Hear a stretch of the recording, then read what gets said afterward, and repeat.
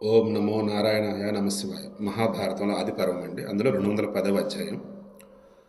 ఈ రాక్షసుల్లో సుందోపు సుందులు ఉన్నారు కదా, వారిద్దరు కూడా ఒకరినొకరు చంపుకుంటే తప్ప చావరు. అది వరం. వాళ్ళిద్దరూ ఒకరినొకరు అసలు వీడి ఉండలేరు, అంత గొప్ప బ్రదర్స్.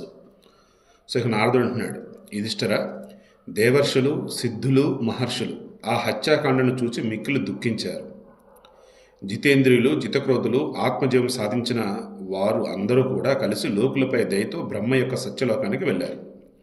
అక్కడికి చేరి దేవతాగణంతో, సిద్ధులతో, బ్రహ్మర్షి గణంతో పరివేష్టితుడైనటువంటి బ్రహ్మను చూశారు.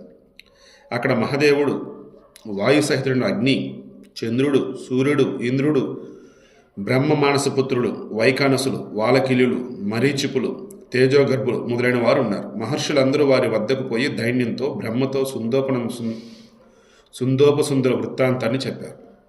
వారు చేసిన అకృత్యాలన్నీ కూడా వివరించారు. దేవతలు, మహర్షులు బ్రహ్మను కర్తవ్యోపదేశాన్ని కోరారు.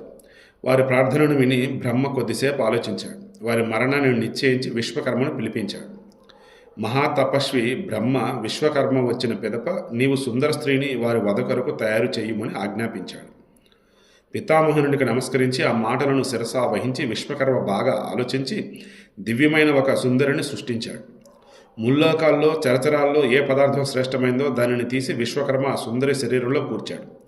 ఆ యువతి అవయవాల్లో రత్నాలనేకం చేర్చాడు. రత్న కిరణాలు వెదజల్లేటట్టు ఆ దేవరమణిని నిర్మించాడు.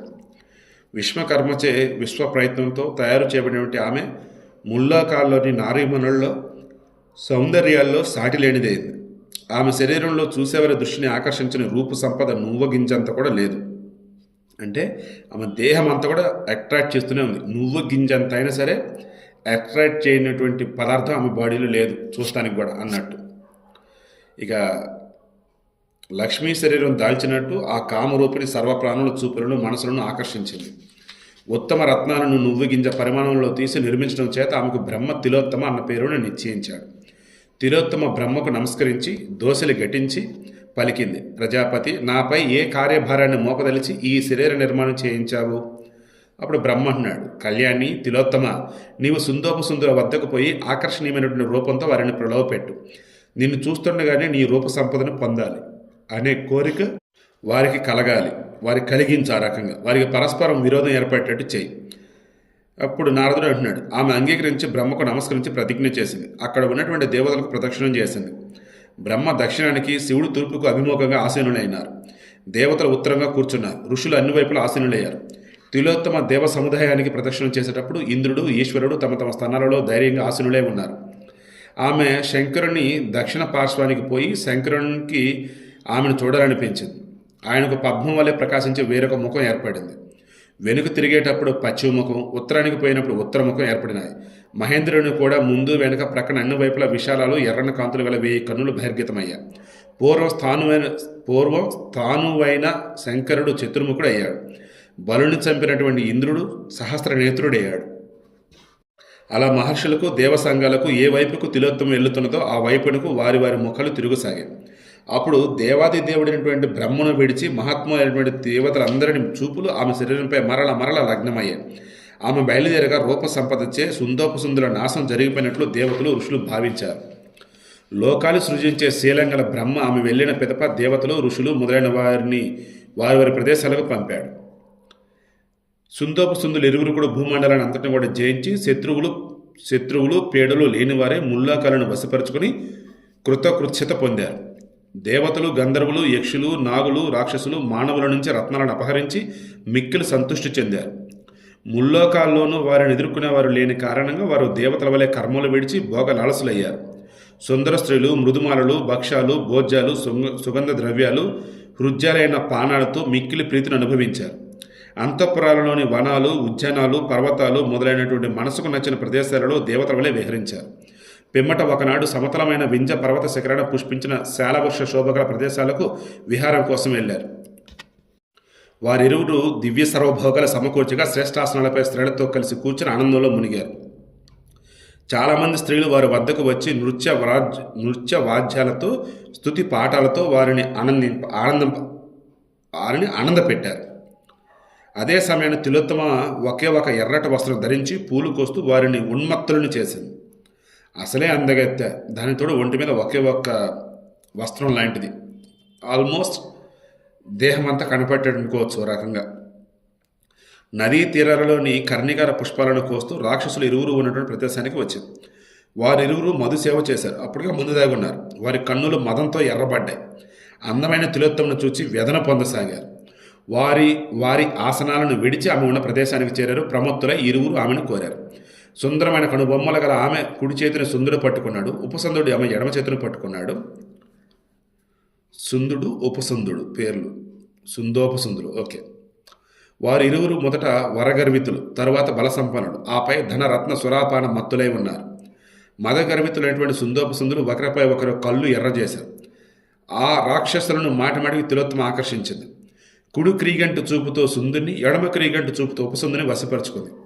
ఆమె గంధ ఆభరణ రూపాలతో వ్యామోహం చెంది వారిరువురు మద కామాలతో పీడితులై ఒకరితో ఒకరు ఇలా పలికారు సుందుడు ఉపసుందునితో, ఈమె నా భార్య, నీకు తల్లితో సమానం అన్నాడు. ఉపసుందుడు సుందునితో, ఈమె నా భార్య, నీ కొడలతో సమానం అన్నాడు. ఈమె నీది కాదు నాదిన పలుకుతున్న వారిలో క్రోధం పెరిగింది. తిలోత్తమ సౌందర్యంతో మోహితులైనటువంటి వారిలో స్నేహం సౌహార్దం నశించాయి. ఆమెను పొందాలనే సంకల్పంతో ఇరువురు భయంకర గదలు చేతుల్లోకి తీసుకున్నారు. వారిద్దరూ ఆమె విషయంలో కామమోహితులయ్యారు. ఆమెను పొందడంలో నేను ముందని పలుకుతూ పరస్పరం గదలతో మోదుకున్నారు. గదాఘాతాలతో వారు ఇద్దరు భూమిపై పడ్డారు. వారి సర్వాంగాలు రక్తసిక్తాలయ్యాయి. ఆకాశం నుంచి జారిన ఇద్దరు సూర్యుడి వలె ప్రకాశించారు. వారు మరణించాక స్త్రీలు రాక్షసులు భయపడి విషాదంలో మునిగి పాతాళంలో చొరబడ్డారు. సో విశుద్ధమైనటువంటి అంతరాత్మతో భగవంతుడైన బ్రహ్మ దేవతలతో ఋషులతో కలిసి తిలోత్తమను ప్రశంసించాడు. వరమివ్వటాన్ని కూడా సంసిద్ధత వ్యక్తం చేశాడు. వరమివ్వాలని ప్రసన్నుడే బ్రహ్మ ఆమెతో పలికాడు. తిలోత్తమ, ఎక్కడ వరకు సూర్యుడు సంచరిస్తాడో అక్కడ వరకు నీవు సంచరిస్తావు. నీ తేజం ఇతరులు చూడలేరు. ఇట్లు తిలోత్తమకు వరాన్ని ఇచ్చి త్రిలోక రాజ్యం ఇంద్రునిపై ఉంచి బ్రహ్మ తన లోకానికి వెళ్ళాడు. ఈ విధంగా అన్ని విషయాల్లో కలిసి ఉన్న ఒకే నిశ్చయం గల వారిరువురు కోపించి ఒకరినొకరు తిలోత్తమ కారణంగా చంపుకున్నారు. మీ అందరిపై ప్రేమతో ఆదేశిస్తాను. మీలో మీకు భేదం లేకుండా నియమాలు నిర్ణయించాలి. ద్రౌపది కారణంగా మీరు మరణించకూడదు. మీకు శుభమగాక అన్నాడు. మన ఐదుగురు భవనాల్లో పాపం లేని ద్రౌపది ఒక్కొక్క